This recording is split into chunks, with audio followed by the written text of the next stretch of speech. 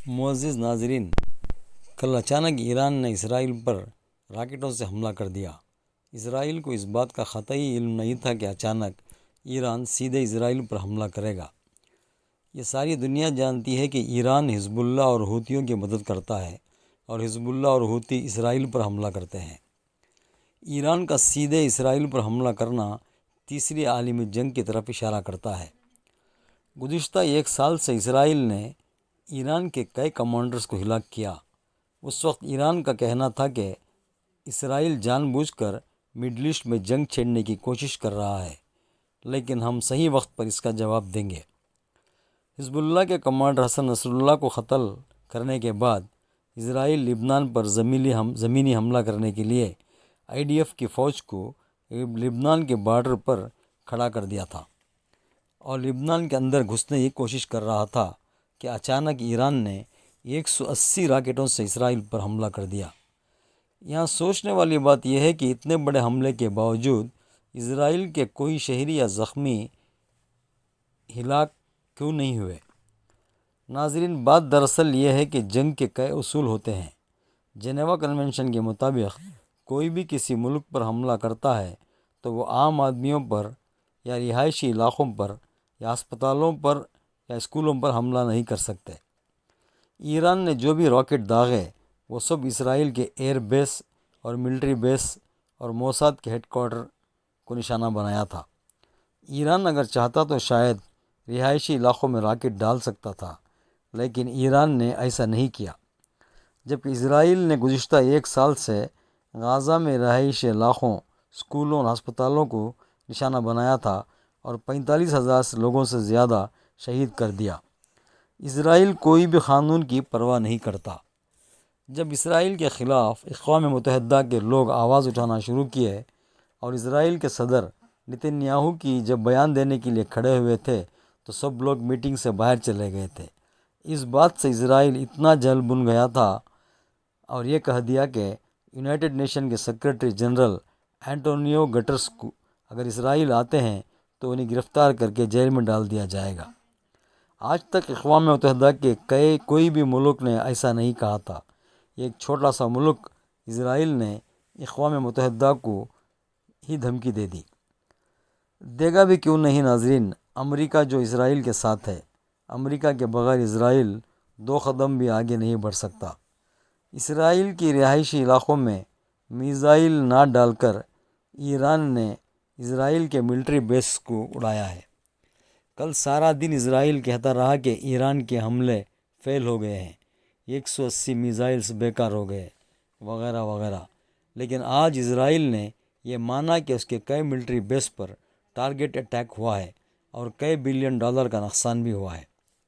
جیسے ہی ایران نے اسرائیل پر راکٹ داغے، ادھر حوثی تنظیم نے بھی راکٹوں سے اسرائیل پر حملے تیز کر دیے۔ حوثی اور ایران کے حملے کوئی قریب کے حملے نہیں ہیں ناظرین، بلکہ 2000 کلومیٹر دور کے حملے ہیں۔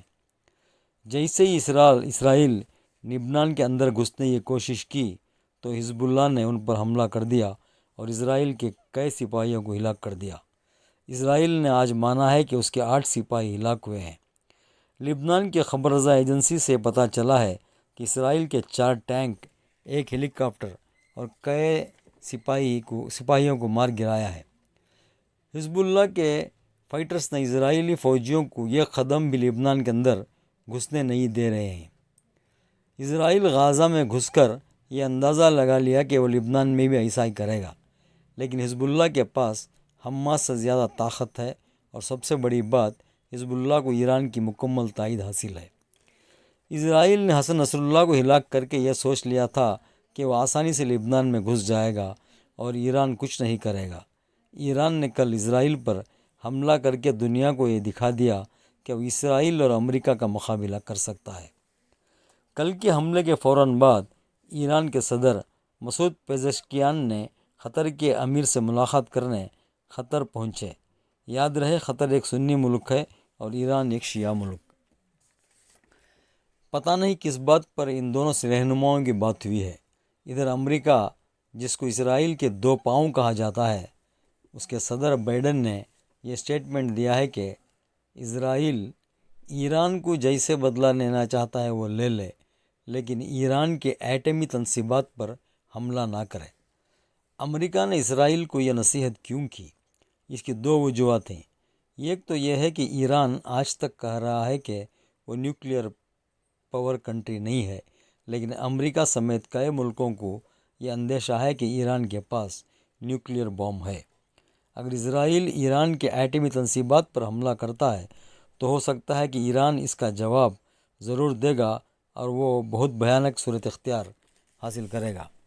اور دوسری وجہ یہ ہے کہ ایران نے کل امریکہ سے کہا کہ وہ اسرائیل سے مل کر ایران پر حملہ کرنے کی یا جواب دینے کی کوشش نہ کرے، ورنہ ایران کے آس پاس جتنے بھی ملکوں میں امریکہ کے ملٹری بیس ہیں اس کو نشانہ بنایا جائے گا۔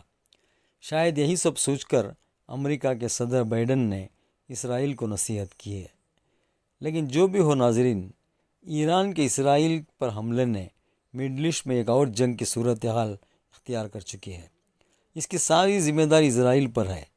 غزہ میں 45,000 سے زیادہ لوگوں کو شہید کرنا، ایران کے کئی کمانڈرز کو سیریا اور بیروت میں قتل کرنا، حماس کے لیڈر اسماعیل ہانیہ کو ایران کے شہر تہران میں قتل کرنا اور بیروت میں حزب اللہ کے کمانڈر حسن نصر اللہ کو شہید کرنا، ان سب حملوں سے یہ صاف ظاہر ہوتا ہے کہ اسرائیل اور امریکہ چاہتے ہیں کہ مڈل ایسٹ میں جنگ ہو، عربوں کی زمینوں کو قبضہ کر لیا جائے، یا تو تیسری عالمی جنگ ہو اور ہمارا ہتھیاروں کا کاروبار زور و شور سے چلے، یا تو عربوں کی دولت تیل پر قبضہ اور کنٹرول کر سکے۔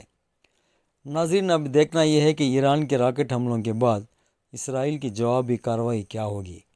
جب تک کے لیے اجازت دیجیے اور میرے اس چینل کو لائک، شیئر اور سبسکرائب کر لیجیے۔